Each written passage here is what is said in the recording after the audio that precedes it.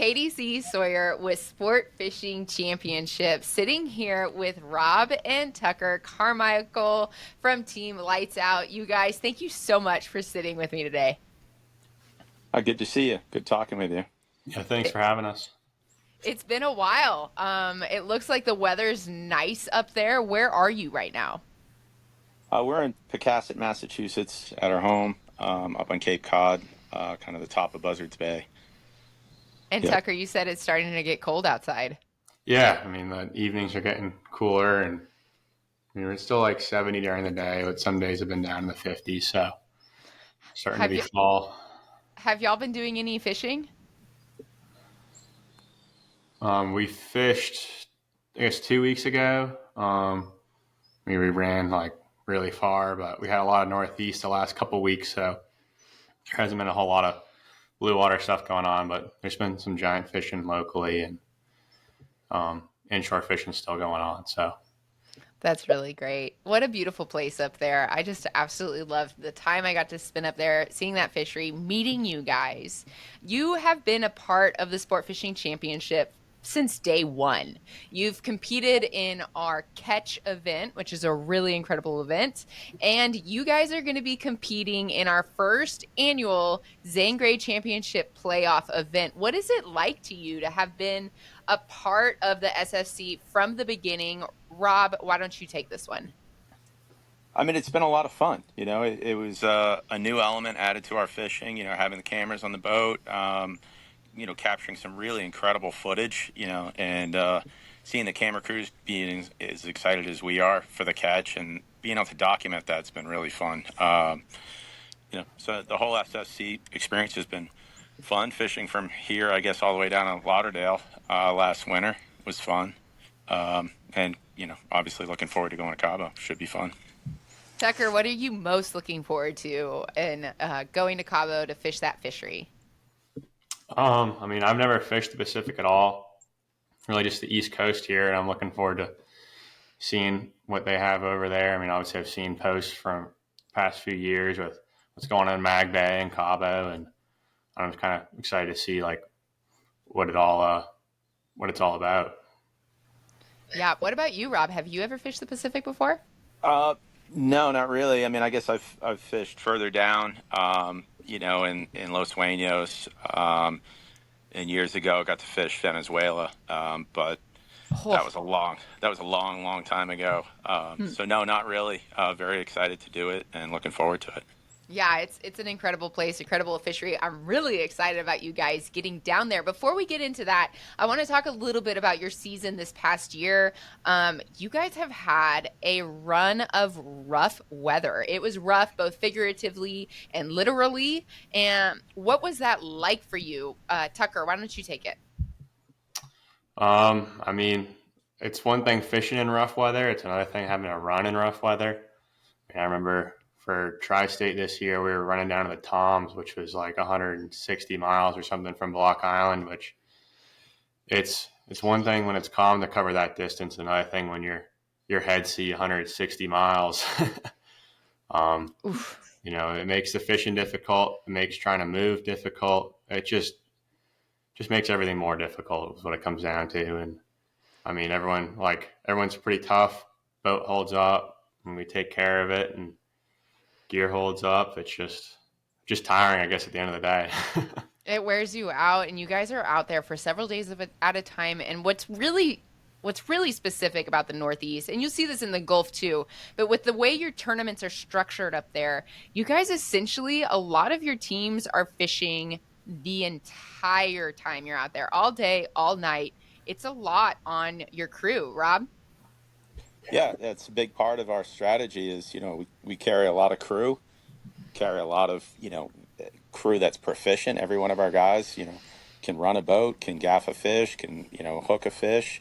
And it matters because, as opposed to having your team on deck for, an 8-hour day, that's grueling. But, at 2 o'clock in the morning, who's your angler? Mm-hmm. It's not really structured that way. So you get a sword in the middle of the night, you're up. We just try and get, the crew rested as best we can, sort of the A team, and have a plan for the overnight. And, do the best you can on the fatigue the next day and the next morning. Try not to miss bites by messing up and being tired. Oof, because that'll happen. That'll do it. Yeah. I mean, just like any sport, if you're not rested up, it's gonna wear on you and it's gonna wear on your whole team. So coming into Cabo, we're not gonna be fishing overnight. It's gonna be a several day event in which you guys have set up hours in which you can fish within. And do you think, Tucker, do you think that having that training out on the water, out in the Northeast, has given you some sort of advantage for having such small hours in comparison? I guess so. I mean, I know like I've fished like Mid Atlantic tournaments and down in like South Florida sail fishing stuff, and like I've just noticed like being on your feet all day does not mean the same thing as here as it does everywhere else. And How so? well, I mean, like I remember guys talking about holding rods all day and trying to be attentive, and I'm like, well, all day when it's 8 a.m. to 3:30 is very different from 4:30 in the morning to 10 at night. It's a little different game, and I don't want to say it's easier, but it definitely helps you be better and be on your game. I mean, it's all difficult and it all has its unique challenges, but I feel like it elevates your performance when you're not fishing that long. Definitely. Definitely. Great answer. Rob, do you have anything you want to add to that? No, I think that's 100% it. Everyone's gonna expend all their energy and focus as hard as they can, work as hard as they can. Every boat does. Everybody wants to be competitive, and if you can do it in a more finite area, you should be able to perform better. And you know that's it. Yeah, for sure. So you guys, you have your boat right now. It's still up in Massachusetts. Tucker, you were telling me last year that you often winter the boat in the South in Florida. Now, you're not taking your boat to Cabo. That would have had to be started months ago. It's a big process. What is your plan when you get over to the Pacific? Who is going to be on your team? Who are you fishing with? What's the plan there? Rob? Yeah, so obviously we're not going to run our boat all the way. Although I think last time I talked to you, we fished off of Walker's. We took a trip down all the way down to Crooked in the Bahamas. So, this year we were able to catch blue marlin from Crooked down in Bahamas all the way through Munson Canyon up here, which is getting close to Wow. Canada. Mm-hmm. But yeah, the Gulf's out for us. We're going to charter a boat down there. We got a 64 Viking lined up, which is very comparable to our 62. Nice. Excited about that, and yeah, I mean, I think we got a good team. We got a lot of our same crew going. We know we're going to have fun for sure. We have Ross Nason, who's been on board for every one of these events. Rob Yeah. West, who always acts as a co-captain and outstanding angler as well. Brian Bavosi, who, as I mentioned to you, is an elk guide out in Steamboat, So and cool. yeah, he's an elk guide, and we also call him the Sword Lord. So he's gifted sword fisherman. So he'll be with us. That's a sweet nickname. Yeah, the Sword Lord. He's coming. And then Jackie's coming. Everyone's wives are coming. Awesome. And Tucker obviously is going to make it somehow, figuring out school somehow in there. So we're looking forward to it. Should be a fun event, and I think we got a great group of guys. We may have a guest appearance from Tyler Dufresne from No Mercy. We're working on that. Oh, So nice. see if he can come. That would be Seeing as awesome. yeah. Get some Atlantic representation out there. I mean, you guys are fishing, you're going to be competing against teams that you don't compete against in your normal season. Um, Yeah. Tucker, Yeah. do you think that what are you most excited about? I mean, you've competed against Rising Suns in the catch, and I'm curious what your thoughts are going into this playoff event with three Gulf teams that you're fishing against. Well, obviously, Rising Suns won the catch back in Lauderdale. There, I believe that was March, and so it'll be interesting having like a round two of kind of two boats in a unfamiliar area. and now we'll both be on chartered boats. It'll be kind of interesting. I mean, I think both fisheries have a little bit of overlap, with what goes on in Cabo. So interesting to see how the fishing shapes up over there. It does seem like none of the teams competing, although you're all very, very respectable, competitive teams in your fishery, none of the teams really have put in a lot of experience in the Pacific. And I think that it's going to be extremely fascinating to watch how this all progresses, because you're all such good fishermen in your own right. Now, Tucker, I sat down with you last year for a deep dive. It was the ultimate privilege to get to do that with you. And we talked a little bit about the dynamic on your boat, about how you're the mate, your dad's the captain, you're running the boat, and what that gives you. Now, 3 of our 4 teams in the playoffs are going to be, they have 2 generations of family members in them, you guys included. But do you think that your dynamic is different than those that we're seeing from Team Lifeline and Team Rising Suns? I believe so. I believe some things still the same. Like, obviously my dad's the captain and his word goes, but I think there's a little bit more of an, I don't know how to word it, but I guess like open communication between the bridge and the cockpit. I mean, I've been told that by some of my buddies, like, this is the only boat where the cockpit yells at the bridge more than the bridge yells at the cockpit. But besides for that, I mean, it's kind of the same level of like competitiveness, whether it's like paid professionals or not. I mean, we've had paid captains and paid mates in the boat in the past, and everything kind of always kept the same intensity and maintained the same level of enjoyment and fun. And it's just kind of like, I think everyone on the boat is good with whatever role and whatever they can do to help us win and help us catch fish. No one's really concerned with titles, and just more about just going fishing, I guess. Yes. Rob, do you have anything you want to add? Yeah, I mean, I would agree with that. I mean, at the end of the day, it highlights a lot that there's, you know, what did you say, 3 out of the 4 boats that have a couple generations on them. Mm-hmm.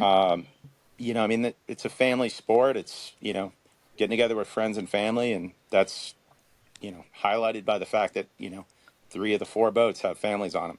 The positions don't really matter. I mean, if you're an angler, Jocelyn's obviously a, incredible angler, and, I'm sure the owners participating. They're very competitive guys. I'm sure that, they were able to find the opportunity and, be able to buy the boats and, sponsor the teams. And so obviously they're driven people. So I don't think the positions matter. It's just more, everyone's out there to have a good time and get together. I think that's the biggest piece. And it helps when there's money on the line. Yeah. I mean, I obviously, love it. Everybody's going to be competitive. I'm sure that's how it is. I think that's always probably a focus on our boat, is trying to remember, that, I think the competitive part comes easy. I think remembering that we're there for fun is the harder challenging part. Yes, 100%. I get that. I'm really excited to see how this tournament plays out for you guys. My last final question, Tucker, you told me last year that your mantra is he who works the hardest wins the most. How are you going to carry that into this upcoming event in Cabo, the Zane Gray Championship Playoff? Well, I mean, I plan on flying down there, hopping on the boat, putting my feet up, cracking a beer, maybe hold a rod a little bit. But no, I mean, I feel like you're messing with me. Yeah, I mean, I think all fishermen kind of have the same deal. Like, it doesn't matter whose boat they get on, they have to find a way to help. And obviously, like, the captains and crews of the Pisces fleet down there are incredible, and like, not going to try and get in anyone's way or step on anyone's toes, but just do whatever I can to help them and be a part of their team and see what we can do. I know that you will. It's going to be so killer, you guys. There's a lot of really exciting stuff in the works. It's an incredible fishery surrounded by several events that are just going to bring so much to the table. This is going to be a really, really cool thing. Do you have any parting words before we get off this call? Crickets, literal crickets. Hey, we're excited to go down there. We're excited to meet these other teams. Some of them we've gotten to meet, but it's a small group of boats. It should be pretty fun. I'm sure it's going to be highly competitive. I think it'll be fun sorting it all out. We're not real live bait teams, and that could be a factor in it. But overall, we're excited to get down there and just go fish and be on the water. We'll try and be as competitive as possible. We're going to pre-fish. We know we got a good boat, 64 Viking, and we know we got a good captain and mate. And as Tucker said, we're going to fill in wherever we find the gaps, and that's kind of how we work as it is, and that's how the rest of our team works. It's not, try and leave the egos on the dock and just figure out a place to help move us forward.